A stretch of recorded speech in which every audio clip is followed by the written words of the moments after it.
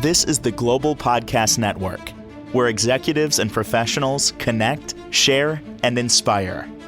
Stay tuned for the conversations that drive success.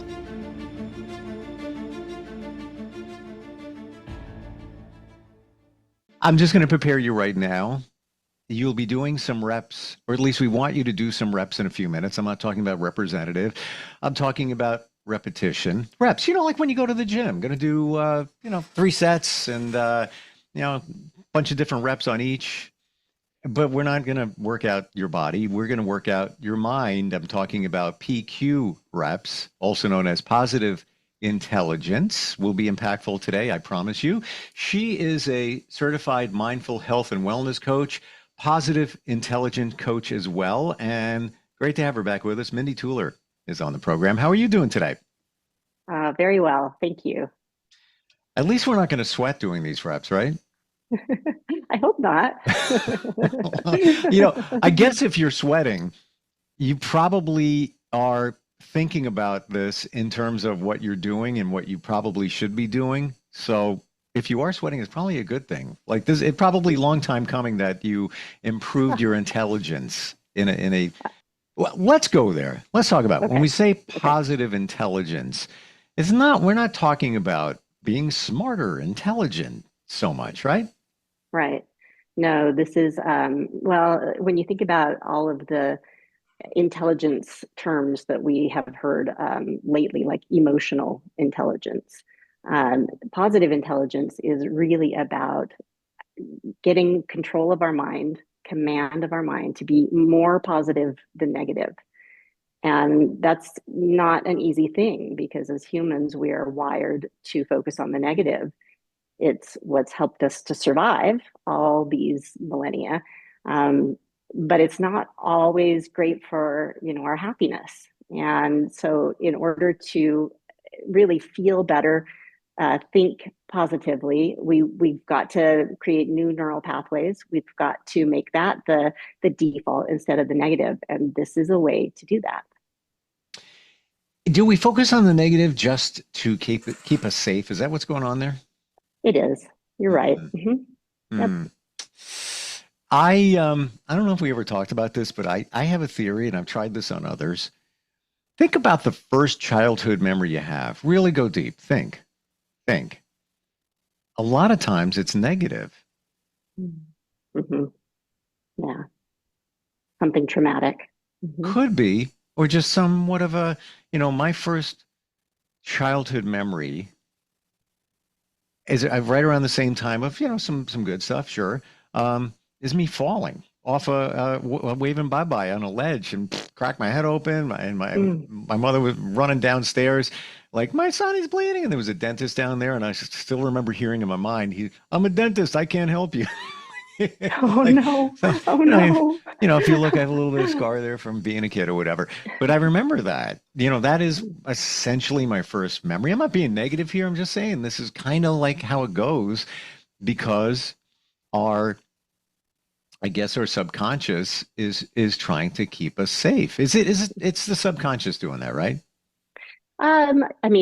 We could talk about subconscious, but the way positive intelligence looks at it is that we have these innate strengths. And I know that you, Steve, are an empath. You connect with people, you feel their feelings, you're able to read the room, and you really like to be happy and cheerful, and you like to help people. You're kind of a pleaser, and I'm a pleaser as well. So I recognize that in you. And so those innate strengths are beautiful, but what happens is in order to feel physically or emotionally safe, we start to overdevelop these beautiful things that make us unique. And sometimes they end up really getting in our way. And it is ultimately to feel safe. That's at the core of all of it. Mm-hmm. So, okay, let's look at that for just a second. People pleasers. Yes, I am. Yes, you are. We admit it. There's reasons for that. I can identify some, but it's not even needed. But are you saying that we'll overextend more than we normally would just to make sure that people are happy. We want them to be happy. Well, I mean, let's go a little bit deeper, and it's so that they will like us. Well, sure. Yeah. That's what we're doing. And the liking us helps us to feel like we're going to be okay. We're going to be safe. But what happens, and you tell me, I'll throw this out there and see if it sticks. Uh, as people pleasers, like if I were to say, hey, if you've got a problem, Steve, hey, can I help you out with that? Can I take care of that for you? Tell me what your typical answer when somebody tries to help you is. I don't know if I would verbalize it, but I know what I would be thinking. I don't want to inconvenience you. I don't want Mm-hmm. you to, Mm-hmm. and I actually asked Saturday, I was at a party, ran into somebody. I'll be honest, I'm always transparent. I'm being honored at Scouting America for an event coming up. So I Mm-hmm. ran into somebody who I'm very much connected with, and he's connected. And I just brought it up. I said, hey, would love you to come. Maybe you could spread the word. And he got it. He was all over it. He was actually walking around at the party like, hey, my buddy Steve, he's being honored at this event, blah, blah, blah. It's almost as, and the event is like 6 weeks away. And I've known about it for months. It's almost like I don't want to like ask, and plus, you Mm-hmm. come to the event, I want you to have a good time. So now I'm responsible, and Mm-hmm. all those things connected to it. But it was almost kind of awkward, but then at the same time, refreshing. And I just texted him this morning and I said, hey, thank you for your support. It was great catching up with you. But I don't want to inconvenience anybody. So I don't know the longer answer, but I hope that addresses what you asked. Absolutely. Okay. So, thank you. Typically, when I talk to another pleaser and I say, when someone wants to help you, what's your kind of reaction? And they say, oh, I got it. Thanks. I got it. I'm good. No, thank Same. you. Yeah. And it's the same thing, right? Because we don't want to inconvenience them. But here's the thing, Steve, and I'd love you to see if you could. I don't think you need to go change anything with your interaction with this guy, but I'd love you to think about this. And that is, when we give, we also need to be able to receive. That's Yeah. how we become fully complete human beings, is by giving unconditionally and receiving in the same way. And you didn't receive unconditionally. So you kept your friend from being able to give the true gift that he wanted to. We forget one thing too, that people want to help. It does something for them. That's the part we don't see many times, that we're doing it for them. I mean, 3 weeks ago, it was like a 90-degree day. I'm in a men's group, as this gentleman is as well, and we went to a senior family's yard. They were in a car accident. Their yard just overgrown, and about eight men just dug into it, cleaning up, cutting bushes, like carting stuff away. Um, I felt great. I'd do it Yeah, again times 100. I think we absolutely. forget, as people pleasers, we forget what that does to the other person. Now, we're Yeah. doing them a favor too, in a way. Very definitely. And when we try and fix things and make it just nice for someone else, we are also taking away an opportunity for them Yeah. to grow through discomfort, to grow through facing their own stuff.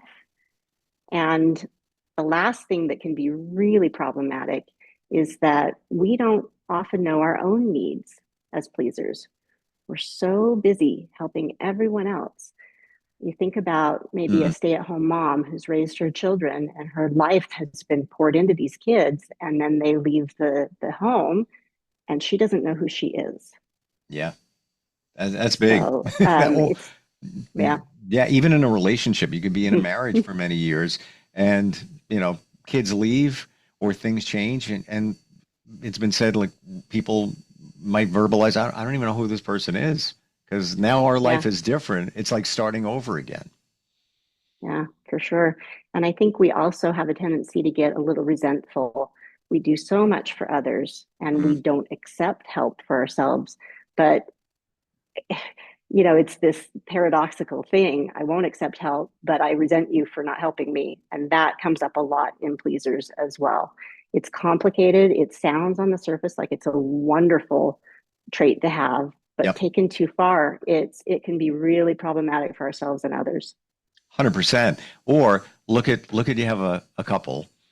One half of the couple takes care of themselves. The other half is just taking care of the family and letting themselves go. So they may look at the other half and get resentful and jealous because, well, you have the time. Well, no, they may have made the time, to work out Mhm. or go for a hike or whatever it is. Well, the other individual's just, on the treadmill of life, working, rinse and repeat over and over again.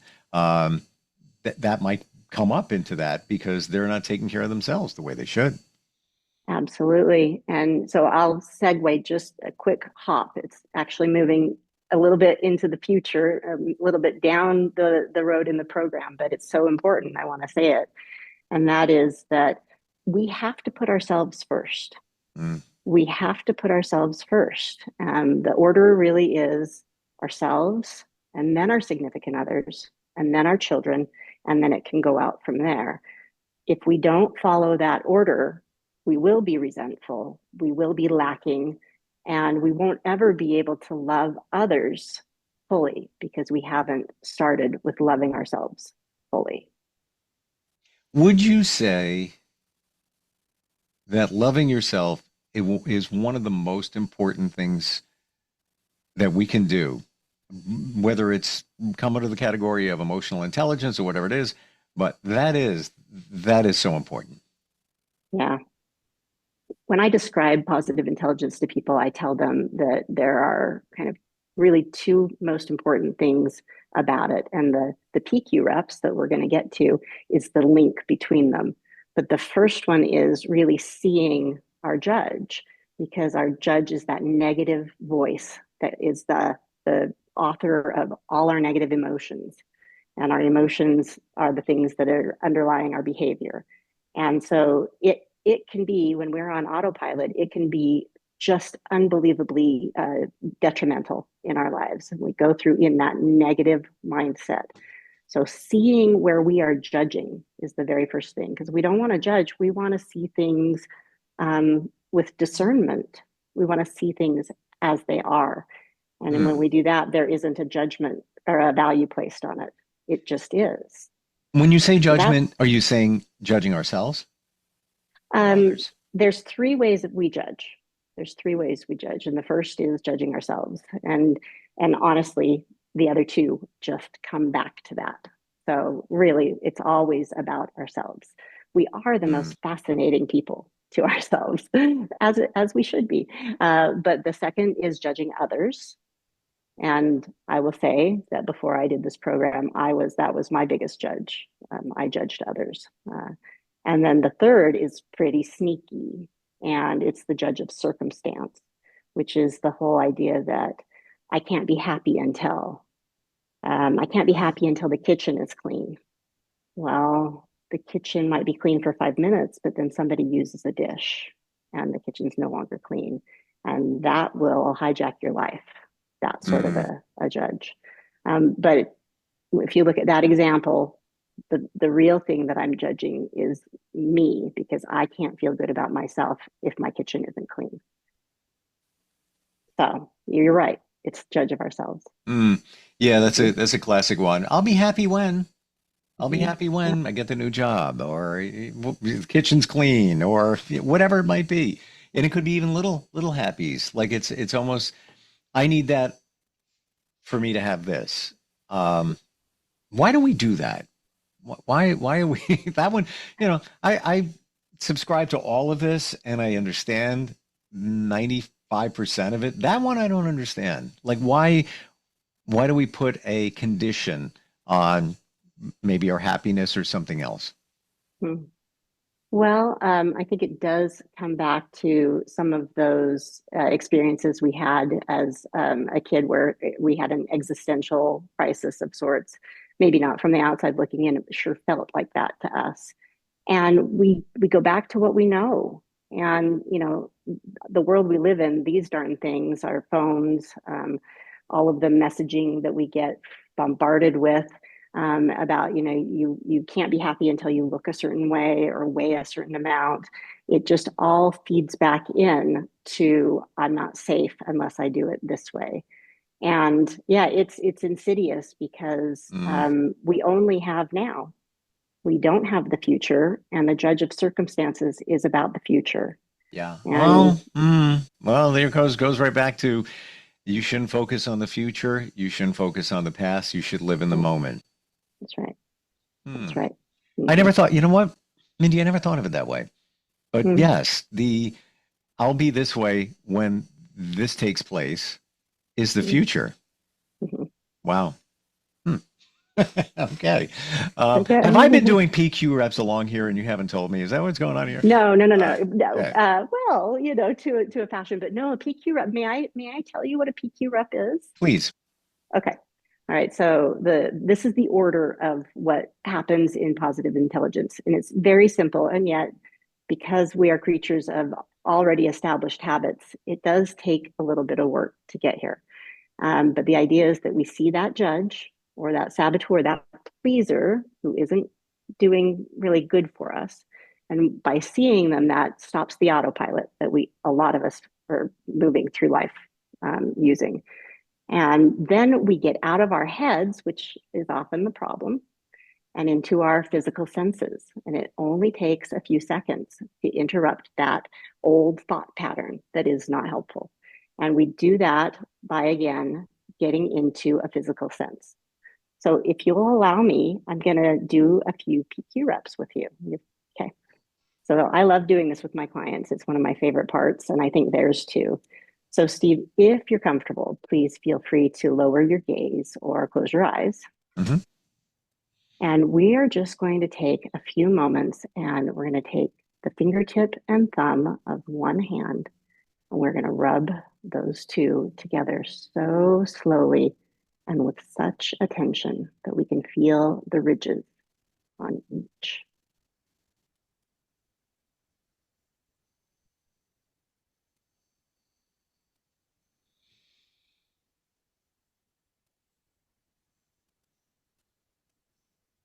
And now, Steve, I want you to try and listen to the sound that is farthest away from you.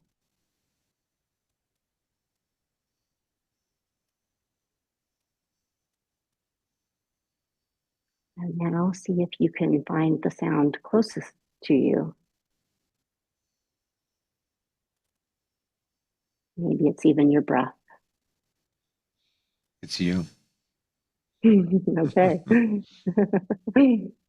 And let's just breathe a little bit before we wrap this up. So you can breathe normally, but pay attention to the rising and falling of your chest or stomach.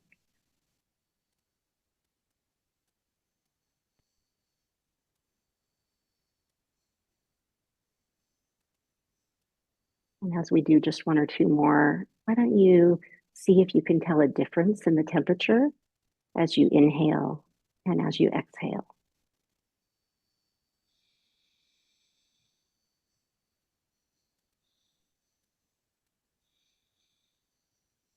Hmm. All right. And when you're ready, you can open your eyes. Interesting. How do you feel? More here, like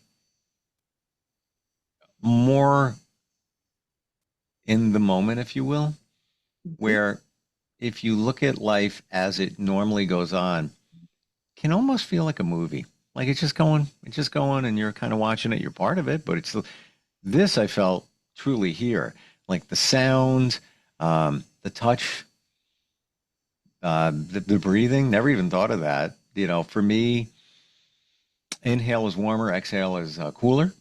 Mm. Um, but just a sense of being. It almost reminded me of something that somebody did recently. I heard the 5 4 3 2 1, where I'm going to get this. I'm going to have the order mixed up. But all right, name 5 things you can see right now. You rattle them Yeah. off. Name 4 things you can smell right now. Name 3, yeah, that you can hear right now. And until I don't even know what is number 1? Do you know? What you can taste. What you can Taste. taste. Okay. Yeah. Yeah. Almost sort of reminds me of that, where it's just you are aware of you, your situation, your senses. Mhm. Yeah. It's the same thing. It's the same thing. I actually give some of my clients that exercise to do to help them fall asleep because it gets them out of the rumination Mm. and into their physical senses. Yeah. That last rep we did, why is that impactful? Maybe it's a rhetorical question, but let's make sure everything is understood here. No, I appreciate that. Thank you. So what's happening is we are starting to create new neural pathways. And we're doing that by moving out of the old one through this PQ rep, positive intelligence quotient, PQ for short, rep, like you would go to a gym. And same thing. The more of these you do, the more able you're going to be able to handle really big bumps in your life. So maybe at the beginning of this program, you'd be able to lift a 5-pound mental barbell, which means when you get the news that someone you love has been in a very difficult accident, you are not ready to lift that kind of weight. But over time, what can Mm. happen by doing PQ reps is we literally create gray matter in our brains in the area where we have curiosity, where we have empathy, where we have the ability to see things differently and therefore react differently. And that's where we want to build gray matter so that down the road, when you've been doing this for a while and your default starts to be more positive than negative, when you get that information, you can handle it. You can handle it. So, Mindy, are you saying, okay, it sounds like you are saying this, that once you master these, it's like tools that you won't forget. So when something presents itself, oh, I got to either calm down or get a grip on things. So then you do one of those reps, Mm-hmm. almost like bring you back down to earth so that you can deal with things and not kind of go all over the place, monkey chatter in your brain. I mean, right away with the fingers, I got that one right away. Like it's taking your focus off of everything. I don't care what's going on, right onto the fingers, the two fingers rubbing together. Um, you can't think of anything else except that. Wow. And yeah, and so it may become second nature, but until that time, you have that as a tool in your Sure. toolkit. And what is happening is that when we get that bad news, we go into fight or flight or freeze or fawn. So that's our parasympathetic nervous system is not engaged at that time. It's our sympathetic nervous system that is getting flooded with cortisol and other hormones that make us look for the bear or look for the snake and take us back to that old brain that's not so helpful anymore.